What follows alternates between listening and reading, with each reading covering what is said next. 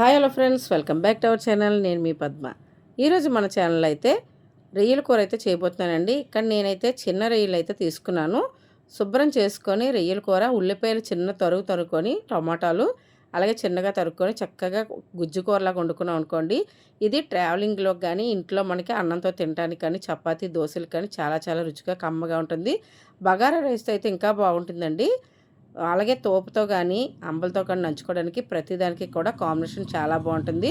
ఇలాగా రొయ్యల కూర గుజ్జుగా వండుకోవాలనుకుంటే చిన్నగా ఉల్లిపాయలు టమాటాలు పోసుకొని చక్కగా అల్లం వెల్లుల్లి పేస్ట్ వేసుకుంటే కమ్మగా కుదురుతుంది. పిల్లలు పెద్దవాళ్ళు కూడా ఇష్టపడి తింటారు. ఇప్పుడు ప్రాసెస్ చూద్దాము. ఇక్కడ నేను తీసుకునే రొయ్యల కోసం అయితే ఒక 4 స్పూన్ల వరకు ఆయిల్ అయితే వేసుకున్నానండి.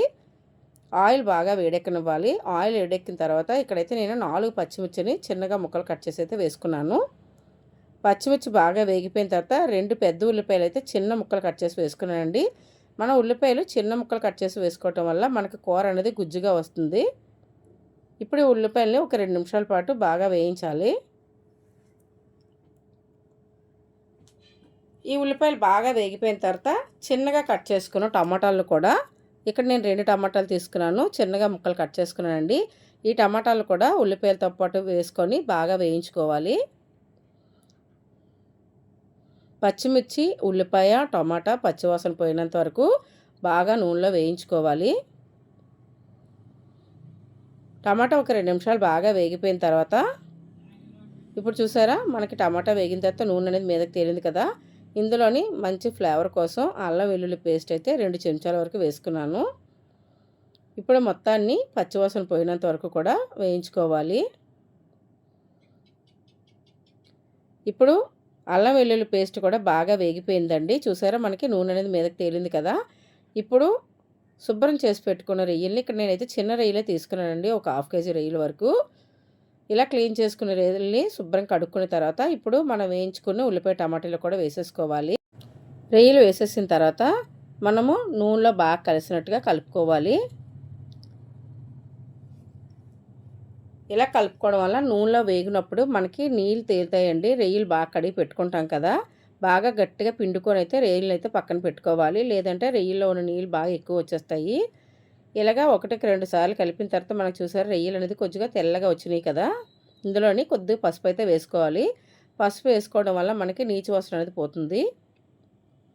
అలాగే మనకి రొయ్యల్లో ఉన్న నీరు కూడా మొత్తం అంతా బయటకు వచ్చేస్తుందండి పసుపు వేసుకోవడం వల్ల. ఇప్పుడు మొత్తాన్ని పసుపు వేసి కలుపుకున్న తర్వాత ఒక 4 నిమిషాలు మూత అయితే పెట్టుకోవాలి. అప్పుడే మనకి రొయ్యల్లో ఉన్న నీళ్ళన్నీ బయటకు వస్తాయి. చూసారా మూత పెట్టుకోవడం వల్ల పసుపు వేసాం కదా, రొయ్యల్లో ఉన్న నీళ్ళన్నీ కూడా బయటకైతే వచ్చేసాయి. ఇలాగ నీళ్ళు వచ్చిన తర్వాత ఒక నిమిషం పాటు బాగా కలిపేసుకొని, అడుగు పట్టకుండా ఉంటాయి కదండి, కలిపేసుకొని మళ్ళీ ఒక 2 నిమిషాల పాటు మూత పెట్టుకున్నాం అంటే నీళ్ళన్నీ మొత్తం ఇంకిపోతాయి. చూసారా మనం మూత పెట్టుకోవడం వల్ల నూనె అనేది మీదకి తేలింది, నీళ్ళు కూడా బాగా ఇంకిపోయినాయి. ఇప్పుడు ఒకసారి కలిపేసుకొని ఇందులోని కారం సరిపడగా వేసుకోవాలండి. ఎక్కువ తినే వాళ్ళైతే 2-3 చెంచాల వరకు వేసుకోవచ్చు.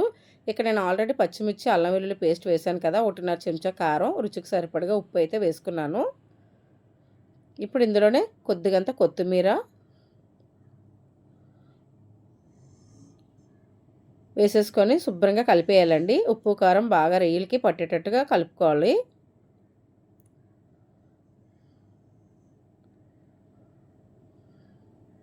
ఇలా ఒక నిమిషం పాటు ఉప్పు కారం బాగా కలిసిపోయిన తర్వాత ఇందులో కరివేపాకు వేసుకోవడం వల్ల మంచి ఫ్లేవర్ వస్తుందండి.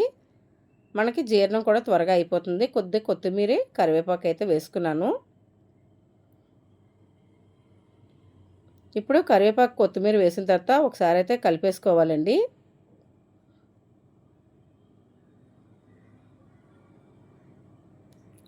ఇప్పుడు ఇందులోనే నేను మంచి ఫ్లేవర్ కోసం ధనియాల పొడి అయితే 1 చెంచాన్నర వరకు వేసుకున్నాను.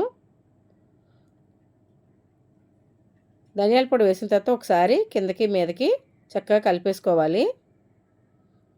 మనకు అదే వాటర్లోనే రొయ్యలు ఉడికిపోతాయండి. కాకపోతే ఏంటంటే అదే వాటర్లో ఉడికిపోతే కొద్దిగా గట్టిగా రబ్బర్ ముక్కల్లాగా ఉంటాయి. అలా కాకుండా కొద్దిగా నీళ్ళు అయితే వేసుకోండి. ఒక పావు గ్లాస్ కానీ అర గ్లాస్ కానీ నీళ్ళు వేసుకొని ఉడకబెట్టుకోవడం వల్ల మనకి రొయ్యలు అనేది మెత్తదనంగా ఉంటాయి. ఎప్పుడు తిన్నా కూడా జీర్ణం అయిపోతాయండి. నీళ్ళు వేసుకోకుండా అయితే ఉడకబెట్టుకోకూడదు. నేనైతే ఇక్కడ ఒక పావు గ్లాస్ వరకు నీళ్ళు అయితే వేసుకున్నాను. నీళ్ళు వేసుకొని ఉప్పు కారం మసాలా అన్నీ కలిసినట్టుగా చక్కగా కలిపేసుకున్నాను.